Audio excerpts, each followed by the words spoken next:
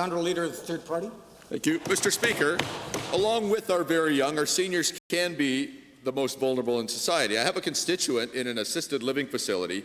This individual has 10 prescriptions. When she ordered from home once every 3 months, the average cost was $83. The facility orders twice a month with a $25 per prescription fee. That's $500 per month.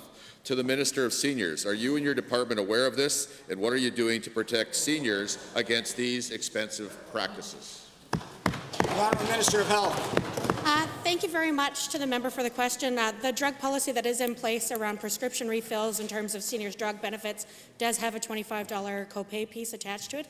In terms of the timelines, those certainly aren't guidelines that are set by the College of Pharmacists or otherwise, so I'll be happy to follow up with regard to this very specific case.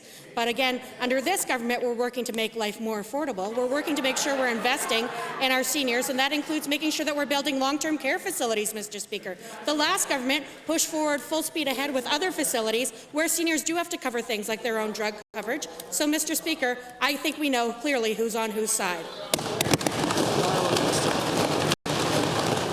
First supplemental.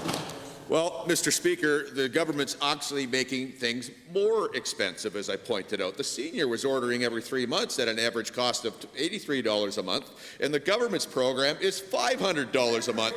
I don't know how the minister could say that's making life better for Albertans. So again, to the minister, what can you do to make this better? Because clearly so far you've made it worse.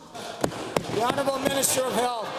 Let me clarify that in assisted living facilities, you are responsible for your own drug costs. Assisted living facilities that moved on en masse under the former government. We are making sure that we have a balance of varieties of places for people to live, including long-term care, Mr. Speaker, where drug coverage is incorporated. But I have assured the member that I will follow up with regard to this specific case, make sure that we can find out what can be done to have longer-term prescriptions filled, because you're right, there is a $25 copay when you fill your prescriptions. If they're filling them once every 2 weeks, obviously that would be greater than once every 3 months. So I'd be happy to look into it for this case, Mr. Speaker.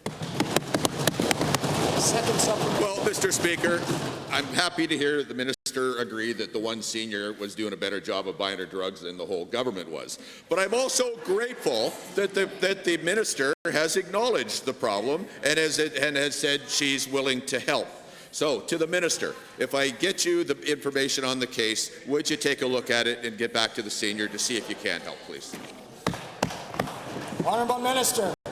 Thank you very much, Mr. Speaker. Just to reiterate, the assisted living facility is not a government facility. It is another facility that is operated by another operator, but I'd be very, very happy to look into it on behalf of this senior and any others who want to raise these kinds of questions. But, Mr. Speaker, I encourage the member to look even within his own caucus to ask for some education around how assisted living facilities work, Mr. Speaker, because I know there's expertise on that side of the House, and I think that this information could be very helpful to the member opposite. But, of course, I'd be very happy to work with him on behalf of this constituent.